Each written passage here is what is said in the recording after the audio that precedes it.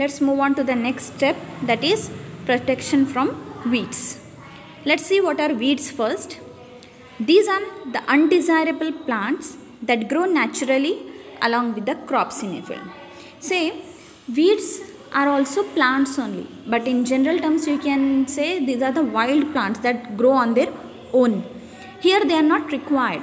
In the crop field, we are focusing on the particular crop that has to be grown there. And when these unwanted plants grow along with these crops, then a competition begins among the plants there. What is it?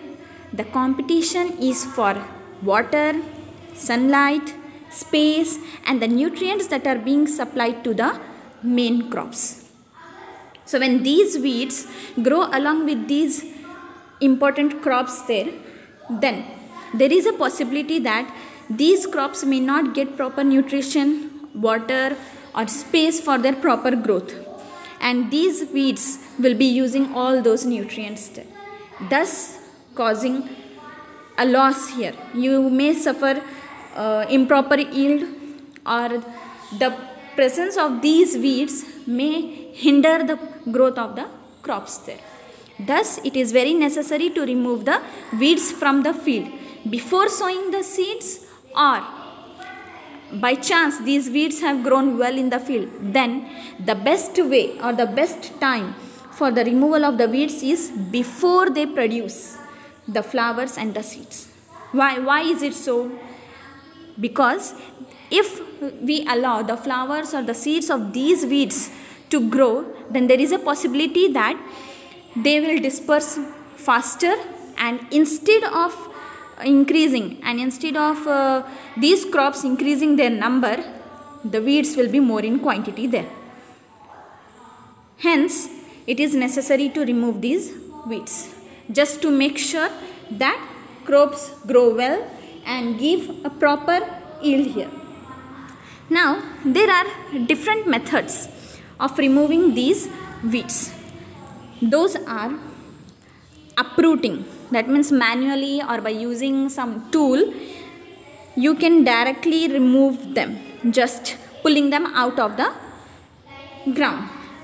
Next is second one, you can cut them down, cutting them, or you can also use weedicides. Weedicides are nothing but chemicals. Weedicides are nothing but chemicals that are helpful in killing or hindering the growth of these weeds. The good example for such kind of weedicides is 2,4-D. It kills the weed. Just it has to be sprayed in the field, and then the unwanted plants that are weeds will be killed there. Since they will be sprayed in the field with all other crops, important crops, they do not cause any kind of damage to the crop there, and hence can be used in an efficient manner by just diluting it with water. These weedicides do not affect the crop, but there is a possibility that they may cause some kind of problems in the person using that chemical. So the farmer or the person carrying out these activities need to be very careful and need to take precautionary measures before using these kind of chemicals that are weedicides. The next step that we have is harvesting. See, till now we have seen how the area has to be cleaned, weeds need to be removed, sowing of the seeds have to take place, unwanted plants need to be removed, proper irrigation must take place.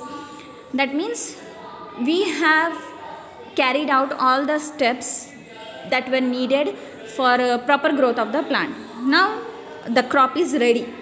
It is ready to be cut down, and that cutting down of the crops, when it is completely mature, that means it has grown up fully, that process we are calling as harvesting. Here it is nothing but simply collecting the yield, whatever the crop that you have grown there, the output you have to collect now. and that only we are calling as harvesting.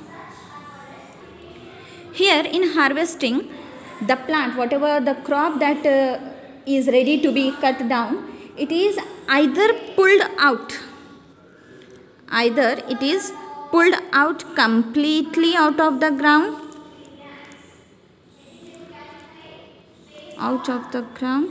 or it will be cut close to the ground, pulled out of the ground or cut close to the ground. And usually a crop takes nearly 3 to 4 months.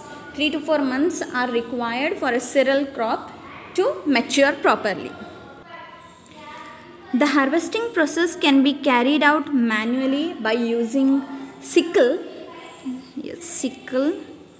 or by using a harvester. Sickle is used if the harvesting has to be done manually, and harvester is used as it is a machine, it works mechanical, right? So these two can be used in order to get your crop. When the crop is cut down or it is pulled out of the field, then at that time we need to separate the seed from the chaff. Seed has to be separated from the chaff, right? So this process of separating, we are calling it as threshing, and this is done by using a machine which includes a harvester as well as a thresher, right? It is done with the help of a machine called as combine, right? It involves both harvester and thresher. That means by using one machine, these two works can be carried out at the same time. So this is how the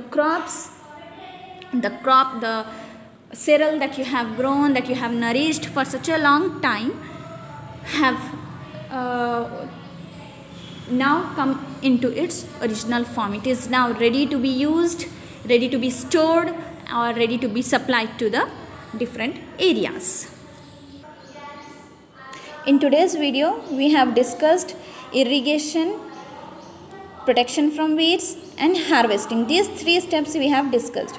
The very last step, that is storage, we will discuss in the next video.